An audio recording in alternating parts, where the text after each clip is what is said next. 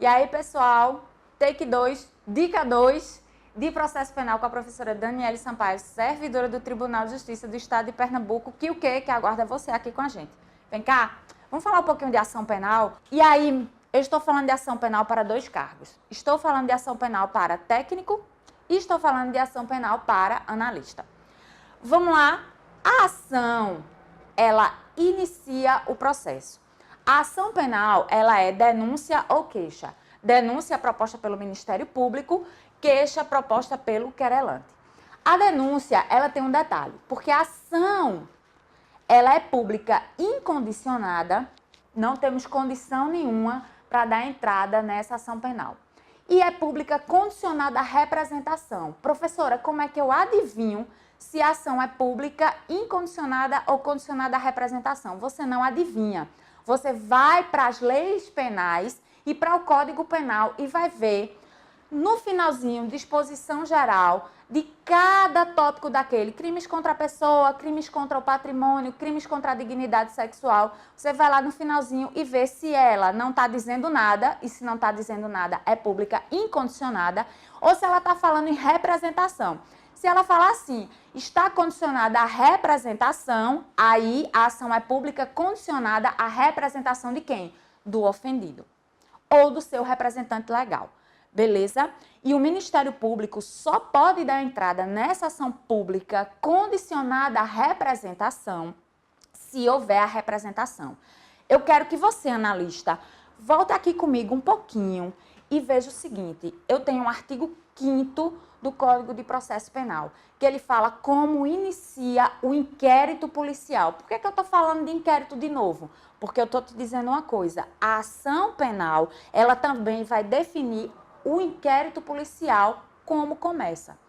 O delegado só inicia o inquérito policial com a ação penal pública condicionada à representação, com a representação do ofendido. Não deixe de ler também, você que vai fazer analista, o artigo 5º do CPP, ok? Venha para cá comigo. Aí você tá lá, ação penal pública. De quem é a legitimidade? Ministério Público. Lembrando que o Ministério Público tem legitimidade na ação pública incondicionada, sem condição nenhuma. E na condicionada representação, mediante a representação do ofendido.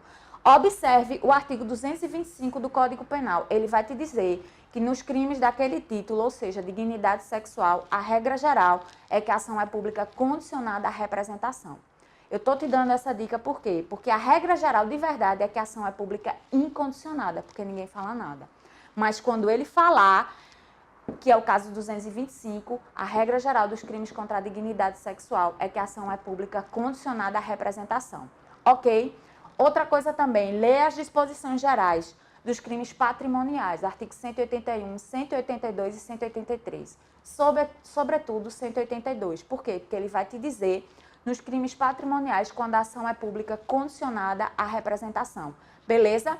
Agora venha cá, a ação privada, e é a queixa. A queixa é dada a um juiz, que recebe ou não. Queixa-crime é o nome da ação penal privada, proposta por quem? Pelo querelante. Nos crimes que acontecem mediante ação privada. Ok? Ele vai te falar lá no Código Penal, ele vai te dizer se procede mediante queixa. Aí você já sabe que a ação é privada. Ok? A gente tem uns detalhes bem interessantes da ação privada. Veja, a ação penal privada, ela tem um prazo decadencial de 6 meses. Beleza? Professora, como é que eu conto esse prazo decadencial? Isso é que é interessante e cuidado com as questões de concurso. Por quê? Porque esse prazo decadencial do artigo 38 do CPP, para você dar entrada na ação penal, ele é da data da descoberta da autoria. Ele não é da data do crime. É da data da descoberta da autoria. Tanto para você dar entrada na ação penal privada, quanto para você representar na ação pública condicionada à representação. Você tenha cuidado, porque comumente as questões falam que é da data do crime, da data do crime. Não é, certo? E eu tenho outras 2 situações. A situação 2 é quando ela é personalíssima, que só existe no artigo 236 do Código Penal. E aí o que é que acontece com esse crime que induz você a erro para casar? Bem, eu tenho um prazo de 6 meses, só que o parágrafo único do 236, ele traz da sentença que anula o casamento.